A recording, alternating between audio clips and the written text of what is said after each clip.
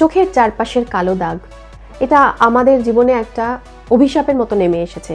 আজকাল আমরা যেদিকেই তাকাই, যেদিকেই ছেলে মেয়েদের দিকে দেখি, মানুষজনের বেশিরভাগ মানুষের, আমার রিলেটিভসের মধ্যেও অনেকের চোখের চারপাশের ডার্ক সার্কেল, এটা নিয়ে এত সমস্যায় তারা ভুগছে যে আমার নিজেরই ভীষণ ভীষণ খারাপ লাগে এবং মনে হয় যে কিভাবে তাদেরকে এই সমস্যার হাত থেকে বাঁচানো যায়। তো আমি আজকে তোমাদের সাথে শেয়ার করতে এসেছি যে এই চোখের চারপাশের কালো দাগ এবং চোখের পাফিনেস, তার সাথে সাথে চোখের চারপাশে রিঙ্কল হয়ে যাওয়া, মানে যেটাতে সব সৌন্দর্য একবারেই প্রায় নষ্ট হয়ে যায়। যতই তুমি সুন্দর হও, যতই তুমি সুন্দর করে মেকআপ করো, মেকআপ দিয়ে হয়তো সামান্য সময়ের জন্য এটাকে ঢাকা যায়, কিন্তু সবসময় তো তুমি আর মেকআপ করে থাকতে পারবে না। যার ফলে তোমার কি দরকার? একটা উজ্জ্বল চকচকে স্কিন, এবং সেটাই কিভাবে পাওয়া যায় তাই আজকে আমি তোমাদের সাথে শেয়ার করব এই ভিডিওতে। তো ভিডিওটা স্কিপ না করে পুরোটা কিন্তু দেখো।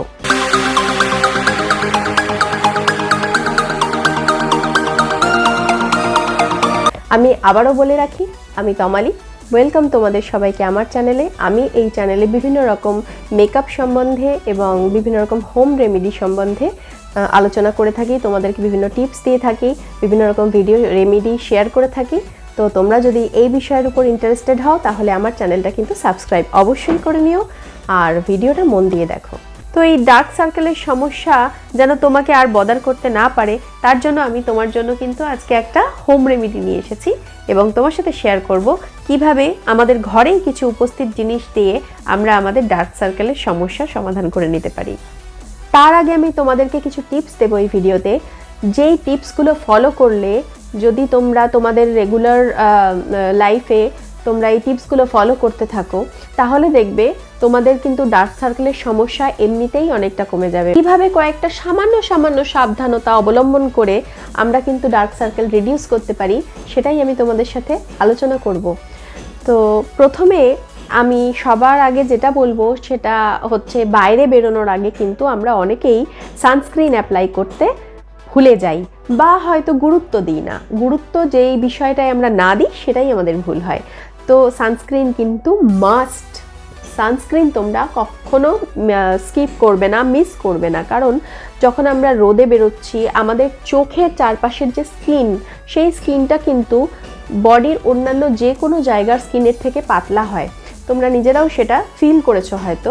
দেখবে চোখের চারপাশের স্কিন কিন্তু সব থেকে পাতলা এবং সব থেকে সেন্সিটিভ। যদি কোনো বাইরে বেরোনোর সময় তোমরা স্কার্ফ বা সানস্ক্রিন, সানগ্লাস এগুলো ইউজ না করো তাহলে কিন্তু সব থেকে আগে তোমাদের চোখের চারপাশের সেন্সিটিভ স্কিনের উপর এফেক্ট হয়। তো যেটার ফলে ধীরে ধীরে একদিনে হয়তো এর ফল তোমরা দেখতে পাও না, যার ফলে আমরা দিনের পর দিন জিনিসগুলোকে নেগলেক্ট করতে থাকি এবং ধীরে ধীরে ধীরে ধীরে এই সমস্যাটা একটা বড় আকারে পরিণত হয়। তখন এটাকে রিডিউস করা আমাদের পক্ষে খুব সমস্যা, মানে খুব মুশকিল হয়ে যায়। তো যার ফলে আমাদের কিন্তু মনে করে বাইরে বেরোনোর সময় সানস্ক্রিন ইউজ করতে হবে, সানগ্লাসেস পরতে হবে এবং তার সাথে সাথে যদি স্কার্ফ ইউজ করতে পারো তাও ভালো। নেক্সট আরেকটা যেটা খুব বড় ভুল তোমরা করে থাকো সেটা হচ্ছে, মেকআপ করে অনেক সময় আমরা কোথাও ঘুরতে যাই বা কোনো অনুষ্ঠানে যাই, ফিরে আসার পর এত টায়ার্ড লাগে মনে হয় থাকবে আজকে রাতে আর মেকআপ তুলতে ইচ্ছে করছে না, ঘুমিয়ে পড়ি। এইটা কিন্তু খুব মারাত্মক ভুল। তোমরা যদি এরকম করে থাকো তাহলে কিন্তু আর করো না, আজকে থেকেই বন্ধ করো। কারণ যখন প্রথম প্রথম এরকমভাবে আমরা নেগলেক্ট করি, স্কিনের বিষয়ে গুরুত্ব দিই না, সেই জিনিসগুলোই কিন্তু পরবর্তীকালে ধীরে ধীরে একটা বড় সমস্যার আকার ধারণ করে। তো যার ফলে এই ছোট ছোট জিনিসগুলো কিন্তু আমাদের প্রথম থেকেই মেনটেন করাটা খুবই দরকার, তাহলে এরকম সমস্যা ভবিষ্যতে কখনো আসবেই না। তো যার ফলে যখন তোমরা কোথাও থেকে মেকআপ করে বাড়ি ফিরে কিন্তু মনে করে খুব ভালোভাবে মেকআপ রিমুভ করতে হবে। চোখে আমরা অনেক অনেক প্রোডাক্ট ইউজ করি মেকআপের সময়, আইশ্যাডো, মাস্কারা, আইলাইনার, কাজল, অনেক কিছু, তার সাথে কনসিলার থাকে, বিভিন্ন রকম মেকআপের কিন্তু হার্মফুল কিছু কেমিক্যালও থাকে মেকআপের মধ্যে, যেগুলো কিন্তু চোখের এই স্কিনটার উপরে খুব বেশি এফেক্ট করে, যেহেতু চোখের স্কিনটা খুব সেন্সিটিভ এবং খুব পাতলা, আমি আগেই বলেছি। তো যার ফলে মেকআপ রিমুভটা তোমরা কিন্তু কখনো স্কিপ করবে না। বাইরে থেকে এসে মনে করে মেকআপ রিমুভ করে ভালো করে স্কিন কেয়ার করে ময়শ্চারাইজিং করে তারপরেই ঘুমোতে যাবে। অনেক সময় অ্যালার্জেটিক কারণেও আমাদের চোখের চারপাশ কিন্তু কালো হতে থাকে। যাদের অ্যালার্জির সমস্যা আছে যেহেতু আমি আগেই বলেছি যে চোখের চারপাশের স্কিনটা আমাদের সবথেকে পাতলা এবং সেনসিটিভ, এর কারণে যে কোনো সমস্যা আগে চোখের চারপাশে কিন্তু দেখা দেয়, মানে এফেক্ট করে। তো যার ফলে কারোর যদি অ্যালার্জেটিক কোনো সমস্যা থাকে, ডাস্ট, ডার্ট, বিভিন্ন কারণে অনেকের পোলেন গ্রেন, অনেক রকম সমস্যার জন্য অ্যালার্জি হয়ে থাকে। তো এই সব অ্যালার্জেটিক সমস্যাও কিন্তু চোখের চারপাশে এফেক্ট করে। তো অনেক সময় আমরা আমাদের ময়লা হাত দিয়ে চোখ চুলকে ফেলি বা ঘষে ফেলি, এটাও কিন্তু খুব ভুল। যদি তোমাদের কখনো সেরকম কোনো কিছু হয়, তোমরা একটা রুমাল ব্যবহার করতে পারো বা কোনো পরিষ্কার টিস্যু ব্যবহার করতে পারো, যেটা দিয়ে তোমরা চোখ কিন্তু রাব করতে পারো। কোনো সময় খালি হাতে, নোংরা হাতে জোরে জোরে চোখ ঘষে ঘষে চুলকাবে না। বেশি করে জল খেতে হবে এবং হেলদি ফুড খেতে হবে। আমরা আজকাল জাঙ্ক ফুডের দিকে খুব বেশি করে ঝুঁকে গেছি। বাইরে কোনো চটপাটি খাবার দাবার দেখলেই আমাদের মন একদম উসখুস করতে থাকে যে কতক্ষণে আমরা সেই খাবারটার উপর ঝাঁপিয়ে পড়বো। কিন্তু এটা কিন্তু খুব ভুল। হ্যাঁ, তোমার ইচ্ছে করলো তুমি মাঝে মাঝে অবশ্যই খাবে, কিন্তু এটাকে কিন্তু রেগুলার রুটিনে পরিণত করো না, কারণ এটা তোমার স্কিনের ক্ষতি করছে, এটা তোমার হেলথের ক্ষতি করছে। কিন্তু তুমি বাড়িতে যদি কোনো ফ্রুট স্যালাড খাও, বেশি বেশি করে জল অবশ্যই খেতে হবে। দিনে তো 3 থেকে 4 লিটার জল একজন অ্যাডাল্ট পার্সনের জন্য খুবই খুবই দরকার পান করা। তো এইগুলোর দিকে যদি তোমরা খেয়াল করতে থাকো, তাহলে দেখবে ধীরে ধীরে স্কিনের যাবতীয় সমস্যা, হেয়ারের যাবতীয় সমস্যা অনেকটা রিডিউস হয়ে যাবে। তারপরে তো আমরা হোম রেমেডি ইউজ করব। হোম রেমেডিগুলো তো আমাদের আছেই, এবং তার সাথে সাথে শুধু যদি আমি হোম রেমেডি করতে থাকি আর এইগুলো কিছু মেনটেন না করি, বাইরে গেলাম জাঙ্ক ফুড খেয়ে ফেললাম বা ফাস্ট ফুড খেয়ে ফেললাম, তাহলে কিন্তু সমস্যার সমাধান হতে খুব দেরি হবে। আমরা রেমেডির সাথে সাথে যদি এই ছোট ছোট জিনিসগুলো মেনটেন করতে থাকি, তাহলে কিন্তু দেখবে এই ধরনের সমস্যা খুব তাড়াতাড়ি চলে যাবে এবং ভবিষ্যতে এই ধরনের সমস্যা সম্মুখীন তোমাদের আর হতে হবে না। সবার আগে যেটা করব, আমাদের চোখে যদি কোনো রকমের মেকআপ থাকে, কাজল থাকে, সেটাকে ভালো করে রিমুভ করব। আমি এখানে একটা পরিষ্কার টিস্যু পেপার নিয়ে নিয়েছি এবং এটার সাহায্যে আমার চোখের কাজল আমি কিন্তু ভালো করে রিমুভ করে নেব।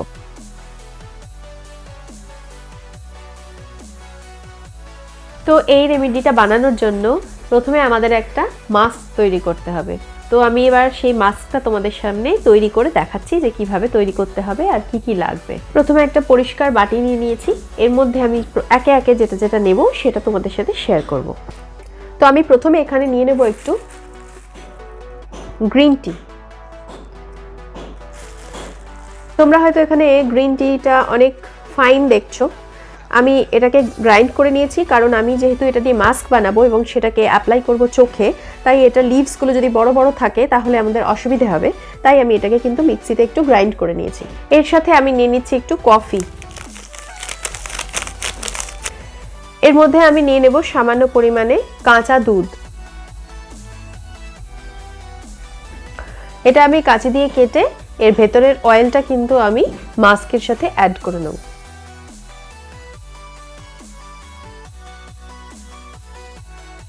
এবার এটাকে আমি ভালো করে মিক্স করে নিচ্ছি। আমাদের কিন্তু এই স্টেপের জন্য দুটো বেলুন দরকার। এই বেলুনের মধ্যে জল ভরে আমি কিন্তু ফ্রিজারে রেখে দেবো এবং এটা ঠান্ডা হলে এটা আমাদের কাজে লাগবে। এবার এই মাস্কটা কিন্তু আমি আমার চোখের চারপাশে ভালো করে অ্যাপ্লাই করে নেব। এইভাবে চোখের ওপরে মাস্কটা তোমরা হালকা হাতে, ভীষণই হালকা হাতে কিন্তু রাব করবে, কোনোভাবে জোরে ঘষাঘষি করবে না। হালকা করে 2 থেকে 3 মিনিট রাব করার পরে এটা কিন্তু 15 মিনিটের জন্য ঠিক এভাবেই রেখে দিতে হবে। 15 মিনিট বাদে কিন্তু আমি আমার চোখটা ভালো করে ধুয়ে এসেছি নর্মাল জল দিয়ে, এবং তারপরের স্টেপ যেটা আমি করব সেটা হচ্ছে, আমি এই দুটো বেলুনের মধ্যে জল ভরে ফ্রিজারে রেখে দিয়েছিলাম, এটা ঠান্ডা হয়ে গেছে এবং এইটা এবার আমি হালকা হালকা করে চোখে দেব এবং হালকা হালকা করে প্রেস করব। বেশি জোরে চেপে কিছু করার দরকার নেই, হালকা হাতে এভাবে এভাবে চোখের ওপরে হালকা হালকা করে একটু ঠান্ডাটা দেব। তোমাদের যদি এভাবে ঠান্ডাটা চোখে দিতে অসুবিধে হয় বা কোনো ঠান্ডা লাগার সমস্যা থাকে, তাহলে তোমরা খুব অল্প সময়ের জন্য দিও, 2 থেকে 3 মিনিট দিও না, কম দিও, কিন্তু আমি বলবো স্টেপটা কিন্তু স্কিপ করো না। এবার আমরা নেক্সট যেটা করব, চোখটা ভালো করে মুছে নেব এবং তারপর যে কোনো একটা আই ক্রিম বা ময়শ্চারাইজিং লোশন অ্যাপ্লাই করে নেব। আর যদি তোমরা জানতে চাও যে DIY আই ক্রিম কীভাবে বানাতে হয়, তাহলে আমার কিন্তু এই বিষয়ের উপর ভিডিও চ্যানেলে আছে, আমি লিংক দিয়ে দেবো ডেসক্রিপশন বক্সে, তোমরা গিয়ে কিন্তু চেক আউট করে নিও। খুব ভালো আই ক্রিম এবং সেটা একদমই হোমমেড, যেটা তোমাদের চোখের জন্য খুবই সুটেবল। আমি এখানে সামান্য পরিমাণে ময়শ্চারাইজার আমি কিন্তু আমার 2 চোখে অ্যাপ্লাই করে নিচ্ছি। এবং তোমরা একটা জিনিস খেয়াল করবে, যখন তোমরা চোখের চারপাশে বা চোখে কোনো রকমের আই ক্রিম হোক বা ময়শ্চারাইজিং লোশন হোক বা ময়শ্চারাইজিং ক্রিম হোক তোমরা যখন অ্যাপ্লাই করবে, সেটা যেন একদম ভীষণই হালকা হাতে করো। কোনোভাবে জোরে চেপে ঘষে কোনোভাবে কিন্তু করা যাবে না, তাহলে কিন্তু চোখের ক্ষতি হবে এবং ডার্ক সার্কেল সমস্যা তো কমবেই না, এমনকি রিঙ্কেল এসে যাওয়ার একটা চান্স থাকে। তো যার ফলে খুব হালকা হাতে কিন্তু তোমরা চোখের উপরে ময়শ্চারাইজার অ্যাপ্লাই করবে বা আই ক্রিম অ্যাপ্লাই করবে। তো এই ছিল আজকের ভিডিও। তোমাদের কেমন লাগলো ভিডিওটা আমাকে কমেন্টে অবশ্যই জানিও। এই রেমেডিটা তোমরা কিন্তু বাড়িতে ফলো করো এবং ফলো করে তোমরা কীরকম রেজাল্ট পাচ্ছ আমার সাথে অবশ্যই শেয়ার করো।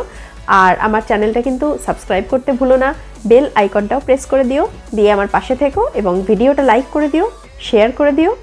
আর দেখা হচ্ছে এরকমই আরেকটা খুব ভালো ভিডিওর সঙ্গে। ততদিন ভালো থেকো, সুস্থ থেকো, নিজের খেয়াল রেখো। আজকের মতো টাটা।